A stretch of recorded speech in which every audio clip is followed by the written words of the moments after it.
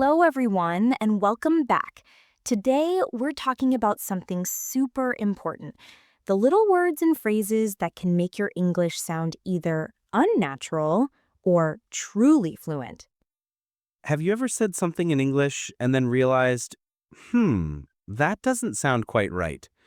Don't worry, you're not alone. Exactly. Many learners use words directly from their own language, and while people may understand you, it doesn't always sound natural. The good news is, with a few easy changes, you can sound more like a native speaker. For example, a lot of learners say, I very like it, but that's not correct. The natural way is, I really like it. See the difference? It feels smoother. Yes, these small corrections make a big difference. They help you sound more confident, more polite, and more natural. And the best part? They are easy to learn and use every single day. And some of these words are probably ones you're using right now, but maybe in the wrong way. That's why today we'll show you simple swaps. Stop saying this and start saying that instead. So listen closely, repeat after us, and even practice out loud. Don't be afraid to shadow our voices. This is how your English grows, strong, step by step. Let's begin with one of the most common mistakes learners make in daily conversations. Have you ever noticed that when native speakers talk, their words sometimes sound connected, almost like one long sound? For example, instead of saying, "What do you want to do?" very slowly, they might say, "What do you want to do?" It feels fast, right? But it's not just speed, it's the way the words join together. Exactly, and that's why many learners feel confused.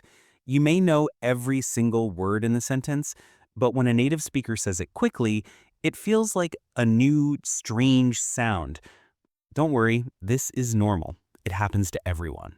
Yes, and here's a little tip. Try to practice listening for these connected sounds. For example, going to often becomes gonna. I'm going to eat sounds like I'm gonna eat. And did you often becomes didya. So instead of did you see that movie, a native speaker might say, did you see that movie? So the trick is to train your ears. Don't only listen for perfect slow English. Listen to real English, the messy, fast, connected kind. Your brain will slowly get used to it, and you'll start to catch those patterns. Yes, and shadowing helps a lot. That means listening and repeating immediately after what you hear. Even if you don't say it perfectly, your mouth and your ears will begin to connect. It may feel difficult at first, but remember, every time you try, you're getting better. Step by step, your listening becomes sharper, and suddenly those strange sounds start to make sense. Let's talk about practice, because understanding native speakers is not only about listening, it's also about training your mouth to move like theirs. Yes, one of the best techniques is shadowing. That means you listen to a short phrase and repeat it right away, almost like you're an echo. For example, if I say, "How's it going?" you immediately say, "How's it going?" Not too much thinking, just copy the rhythm and sound. Exactly. And don't worry if your accent is different. The goal is not to sound perfect. The goal is to make your mouth comfortable with the sounds of English. Another good exercise is to take a short video, maybe from a movie or a YouTube clip, and repeat the sentences line by line. Notice how the voice goes up and down, how the words connect. Yes, intonation is very important. For example, in English, we often raise our voice at the end of a question, "Are you ready?" But for a statement, it goes down, "I am ready." And here's a fun tip. Record yourself. When you play it back, you can hear the difference between your version and the native speaker's version. It feels strange at first, but it helps a lot. So remember, practice doesn't have to be boring. Turn it into a game. Echo the voices you hear, play with the sounds, and enjoy the process. You know, many learners tell me, I can read English, I can write English, but when I listen to native speakers, it feels impossible. And that's normal. Yes, one big mistake is expecting every word to be clear. But native speakers don't talk like a textbook. They connect words, they drop sounds, and sometimes they even mumble. For example, in a book, you see, what are you doing? But in real life, people say, what you doing? It's the same question, just faster and smoother. Another mistake is trying to translate everything into your first language. That makes your brain very slow. Instead, try to get the meaning from the context, from the situation. Yes, imagine you're in a cafe and the waiter says quickly, for here are to go. Maybe you didn't catch every word, but you know he's asking if you want to eat in or take away. Context helps. And sometimes learners panic when they don't understand one word. But you don't need 100%. If you understand the key words, you can follow the conversation. So remember, don't fight with every single sound. Focus on the big picture. Use the context and let your ear get used to the rhythm. Yes, because listening is like music.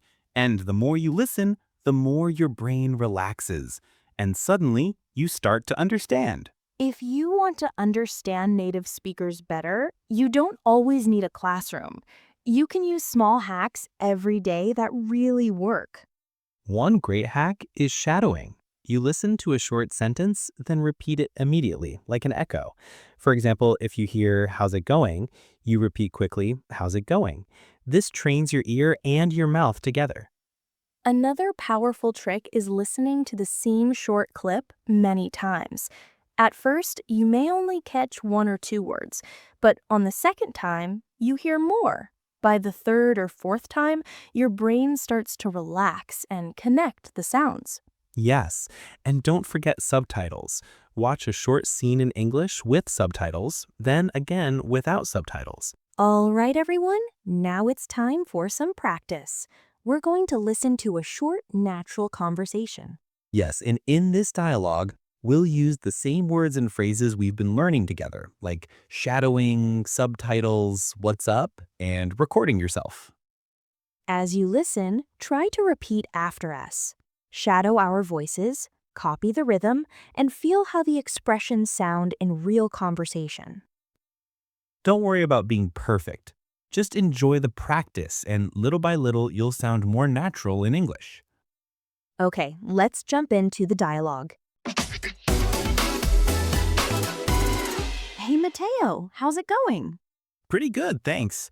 I was just shadowing a podcast, repeating sentences like an echo. Oh, shadowing is so powerful. I do it too. Yesterday, I practiced, what's up? Again and again until it sounded natural. Nice. And I listened to the same short clip 3 times. At first, I only caught a few words, but by the third time, I understood almost everything. That's a smart trick. I also use subtitles when I watch shows. First with subtitles, then without. It really helps me connect written English to spoken English. Yes. And music, don't forget music. Singing along makes pronunciation smoother. I sang Don't Stop Believing yesterday, but maybe my neighbors wanted me to stop. That's funny.